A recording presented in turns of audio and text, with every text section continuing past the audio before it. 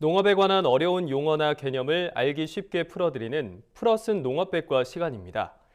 최근 먹거리에 대한 소비자들의 인식을 보면 끼니를 때우는 한 끼 식사가 아니라 웰빙 식단을 통한 건강관리에 초점이 맞춰지고 있습니다. 이러한 소비 경향으로 안전한 농산물에 대한 요구가 계속해서 높아지고 있는데요. 안전 농산물에 대한 기준이죠.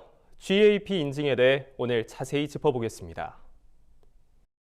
GAP, Good Agricultural Practices의 약자로 농산물 우수 관리 제도를 말합니다.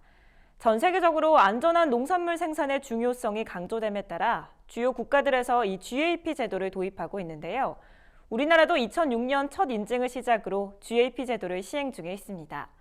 현대에 들어 농산물이 대량으로 생산되고 유통 경로가 복잡해지면서 농산물의 식품 안전을 위협하는 요소들 역시 늘어나고 있는데요.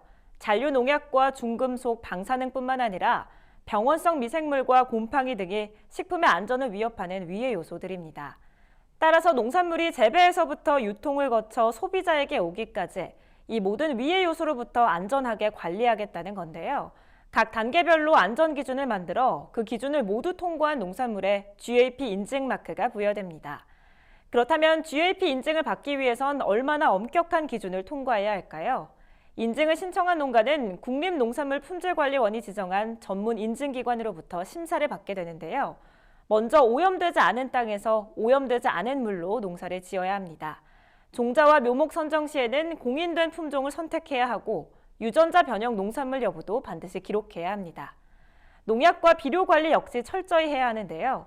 보관과 폐기 시에는 물론 사용할 때도 안전사용 기준을 철저히 준수해야 하고 사용 시기와 양 종류 등 모든 정보를 반드시 기록하고 보관해야 합니다. 깨끗하게 관리된 농기구와 농기계 사용은 물론이고 안전위생복장 착용도 필수입니다. 이렇게 철저하게 위생적인 과정을 통해 생산된 농산물은 국립농산물품질관리원을 통해 잔류농약과 유기오염물질, 방사능 등의 검사를 거치게 되는데요. 적합 판정을 받아야 수확, 선별, 포장한 후에 소비자와 만나게 됩니다. 또 이렇게 인증을 받았더라도 한 번으로 끝나는 게 아니라 2년마다 다시 인증을 받아야 합니다. 내가 산 GAP 인증 농산물, 과연 어떤 과정을 거쳐 내 손에 들어왔는지 궁금하다면 이력 정보를 조회해 보면 되는데요. GAP 인증 농산물에는 반드시 12자리의 이력 정보가 표시됩니다. 생산과 유통 이력을 확인할 수 있는 중요한 정보로 이 인증 정보를 GAP 정보 서비스나 그린밥상, 팜투테이블 사이트 또는 스마트폰의 안심장보기 어플에 입력하면 생산 과정의 모든 정보를 간편하게 확인할 수 있습니다.